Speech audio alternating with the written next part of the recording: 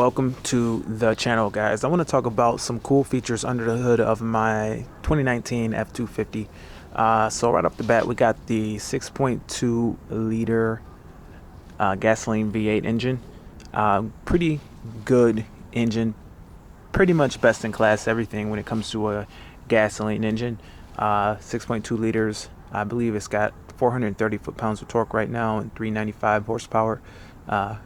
Double check that in the comment section below, but definitely a good engine. I've had this engine before and it performed well.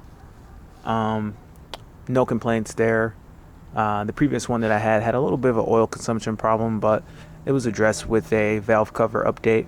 But we'll keep an eye on this. Obviously, even though it's a new truck, we'll make sure it's not doing anything weird or nothing like that. But some of the cool features on the 2019, and a lot of the stuff is new for 17. Oh, I gotta climb over this plow so I can see. Some of this stuff was new in 17. One cool thing is where the air intake is now. You see this across all Fords. They really go through great lengths to make sure that you're not sucking in hot engine compartment air into the engine. And the 2019 6.2 with the aluminum body is no different. You see that there's rubber here to block off the air and to dam the air from the grill section, and then there's a snorkel here that gets cool air from outside.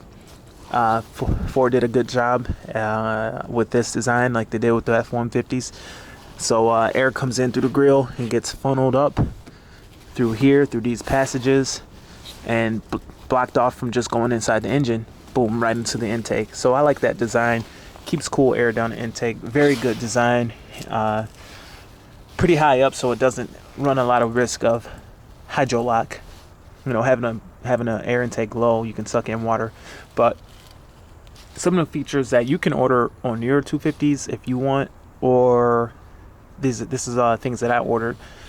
Dual batteries. So with the last truck I had a Western whiteout plow, very similar to this plow, and the battery power, was pretty weak. It would kill batteries every year, and while you're out plowing, you're always running out of power and things are shutting off inside the truck. And the conclusion that I came to is that there's just not enough reserve capacity with the one battery. But I was looking at modifying the truck and adding a second battery under the hood, and on the 11 through 16 model F250s, it's not really easy to do that. There's a special tray that you can buy, but it's not really clean. It's not really easy. And you can always get a bigger alternator. That truck, the alternator wasn't the problem, because it was a 200 amp alternator. The problem was the fact that the batteries just didn't have the reserve capacity, and you literally would drain the entire battery, then it would try to charge back up, and it would just kill the batteries year after year. And a lot of people didn't have the issue, but it comes down to running that big, heavy 1,000-pound plow on front of your vehicle that really taxes the battery. So more important than a heavy output or high output alternator is having the reserve capacity between your batteries. So having a second battery, in my opinion, is more important than just having more output. The way I ordered this truck is with 2 batteries. So you get 2 pretty good batteries out of the deal. What is it called? Cranking amps. So there's 750 cold cranking amps. Pretty good. Put it together, you got 1500 cold cranking amps. So that's real nice to have. When this plow runs, you can't tell. It don't skip a beat. Nothing dies. Nothing gets dim. It just has enough power. To go with the bigger batteries, though, I opted for a 240 amp alternator. That is the highest alternator that you can get stock from Ford. To get anything bigger, you got to do custom build, and pretty good. I mean, the alternators from Ford, these things run like $1,000 new, and the 200 amp alternator in the last truck was like a $900 part. And I was looking at getting it rebuilt just to be safe, and they're like, dude, you don't even need to worry about these alternators. They rarely ever go. Everything's over engineered, and it shows in the price. If you want to get these from the dealership, they are expensive.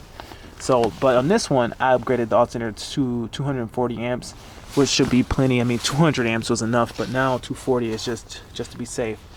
But that is a good thing to have. So the engine compartment is definitely different. The coolant reservoir is in a different spot, and that helps accommodate the second battery. But overall, pretty cool truck, pretty cool setup, cool engine. I think that's pretty much it that I wanted to show under the hood, because that is mainly what I did. But thank you for watching. What do you guys think about this truck? It's a 2019 F250 STX crew cab. Comment below and hope to hear from you soon. Thanks a lot. Bye.